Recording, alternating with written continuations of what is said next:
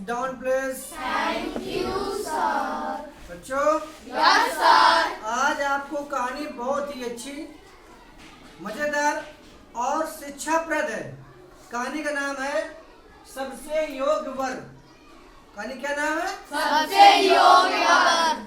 अपनी अपनी बुक खोल लेंगे।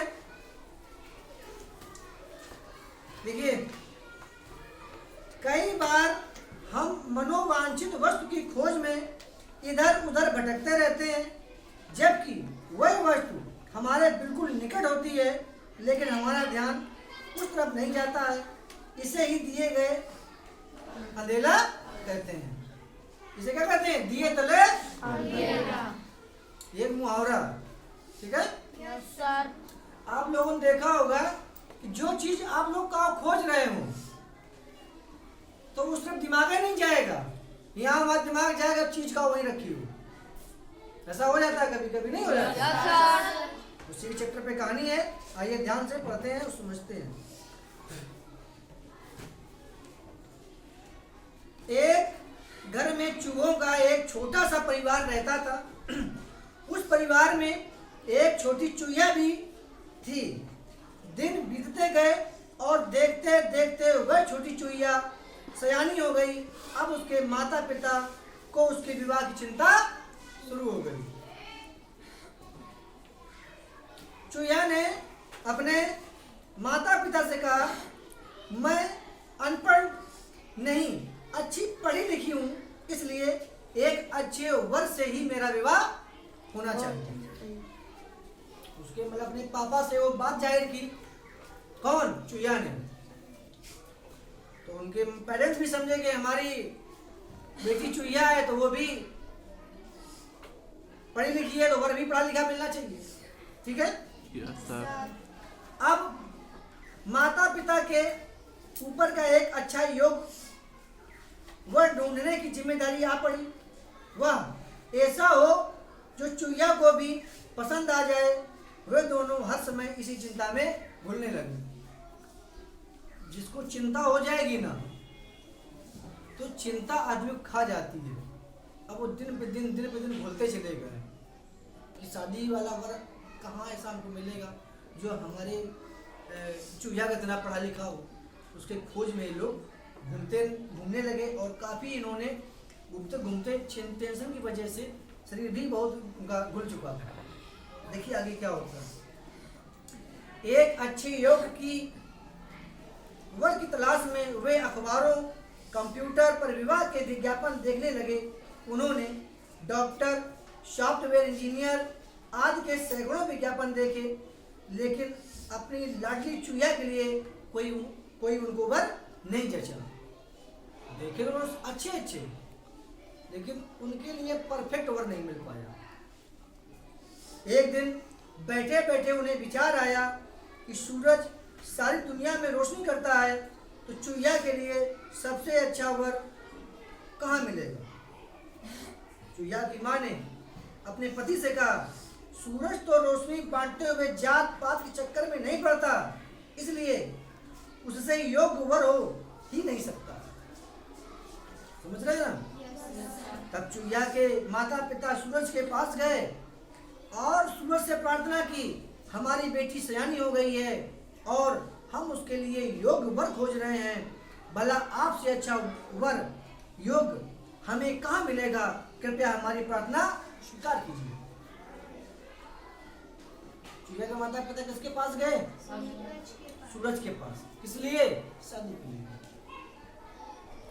सूरज ने कहा, यह आपका बड़प्पन है जो ऐसा सोचते हैं, लेकिन मैं दुनिया का सर्वश्रेष्ठ वर नहीं हूँ। मुझसे योग तो बादल है। आपने देखा ही होगा कि जब बादल मुझ पर छा जाते हैं तो मैं संसार में उजाला तक नहीं कर पाता हूँ। अच्छा होगा आप अपनी बेटी का विवाह बादल से करें। सूरज ने कहा कि देखिए, हम प्रकाश सबको देते हैं, सब बात आपकी सही है, लेकिन हमसे बलवान कौन है? बादल। क्यों? जब बादल घिर जाता है तो रोशनी सूरज की छिप जाती है। तो आप उन्हीं के पास जाइए, शादी की बात उन्हीं से कीजिएगा। यह सुनकर चूहिया के माता पिता बादल के पास गए। बादल ने अपने घर आए मेहमानों का स्वागत किया। बादल की विनम्रता देखकर वे दोनों बहुत खुश हुए। चूया की माँ बोली, हम आपकी बेटी के लिए वर खोज रहे हैं। क्या बोले? हम अपनी बेटी के लिए वर खोज रहे हैं।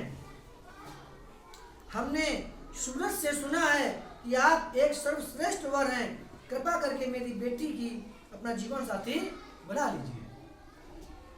उन्होंने बादल से क्या कहा कि मेरी बेटी को आप अपना जीवन साथी बना लीजिए, शादी कर लीजिए। बादल बोला, मुझसे सर्वश्रेष्ठ और ताकतवर तो पवन है। पवन माने हवा, जो मुझे उड़ा कर ले जाता है। आप उसी को अपनी बेटी के लिए क्यों नहीं चुनते? बादल ने भी कह दिया कि सबसे ताकतवर तो हवा है, जो हमें भी उड़ा लेता है। तो आप अपनी बेटी की शादी के लिए उसी से बात कीजिए। अब चूया के माता पिता पवन के पास गए और अपने आने का उद्देश्य बताया। उनकी बात सुनकर पवन ने कहा, मेरे लिए सौभाग्य की बात है कि आप मुझे अपनी बेटी की योग्य समझते हैं, लेकिन मुझसे श्रेष्ठ तो पहाड़ है, जो मेरा रास्ता रोक लेता है। सही बात। हवा कितनी तेज चलती होगी, दीवार तो चीर नहीं पाएगी, पहाड़ से आगे तो निकल नहीं पाएगी चीर करके। तो कह रहा है वही सबसे योग्य वर है आपकी बेटी के लिए, तो आप पहाड़ से जाकर बात कीजिए। चूया के भी माता पिता मूर्ख थे, नहीं थे? Yes sir. अब उसकी शादी के लिए जो जिस जाति का होता है उसी के लिए शादी करता है। आदमी आदमी के लिए करेगा, पक्षी पक्षी से, है ना, पशु पशु से। अब उस चूया के लिए आप जाएं सूरज के पास, पहाड़ के पास, हवा के पास, तो ये एक मूर्खता ही ना है। Yes sir. देखिए आगे क्या होता है। चूया के माता पिता पहाड़ के पास पहुंचे। उन्होंने पहाड़ से कहा, आप हमारी बेटी के लिए सबसे योग्य वर हैं। आप हमारी बेटी को अपना जीवन साथी बना लीजिए, हम आपके बहुत आभारी रहेंगे। पहाड़ से भी उन्होंने हाथ जोड़ के विनती की कि आप मेरी बेटी के लिए बहुत योग्य वर हैं, कृपया आप मेरी बेटी को जीवन साथी बना लीजिए। देखिए पहाड़ क्या उत्तर देता है। पहाड़ ने बड़ी विनम्रता से उत्तर दिया, आप दोनों मुझे इतना सम्मान दे रहे हैं, इसके लिए मैं आपका हृदय से आभारी हूँ, लेकिन आपकी बेटी के लिए योग्य वर नहीं हूँ। मेरा ये शरीर देखने में बहुत लंबा चौड़ा है, लेकिन एक छोटा सा चूहा इसमें छेद कर सकता है, इसलिए मुझसे योग्य वर तो आपको चूहों में ही मिल जाएगा। कितना अच्छा जवाब दिया कि हम तो सर्वश्रेष्ठ हैं ही, लेकिन एक चूहा लेकर के आओ तो हमारे को भी वो छेद देगा। कौन देगा?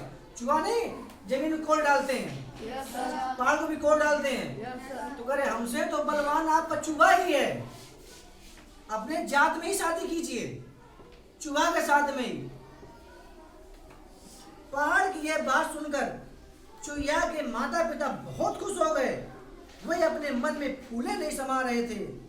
रास्ते में वे एक दूसरे से बात कर रहे थे तो चूहा बोला, इसे कहते हैं दिए तले अंधेला। मतलब पड़ोस में ही है चूहा है, उससे हम नहीं पूछने गए हैं, कभी बादल से, कभी हवा से, कभी सूरज से हम पूछते घूम रहे हैं। तो इसे क्या कहते हैं? दिए तले अंधेला। हमें पता ही नहीं था कि सबसे योग्य वर हमें अपने आसपास ही बड़ी आसानी से मिल जाएगा। कुछ दिनों के बाद उन्होंने एक योग्य चूहा का तलाश करके अपनी प्यारी चूहा बेटी का विवाह उसके साथ कर दिया। विवाह में पूरे शहर के चूहों को बुलाया गया। सब चूहों ने विवाह में खूब शानदार दावत की। चूहा के माता पिता बहुत खुश थे कि उनकी बेटी का विवाह सबसे अच्छे और योग्य वर के साथ में हो रहा है। तो इस कार्य से क्या शिक्षा मिलती है कि कोई भी किसी चीज की तलाश हो तो पहले अपने अगल बगल देखो, है या नहीं है। जब नहीं है तब बाहर निकलो, है तो पहले आप वहीं से अपनी इच्छा पूरी कीजिए। ठीक है ना? Yes sir. हाँ, कहानी कैसी लगी? बहुत अच्छी सर। गुड।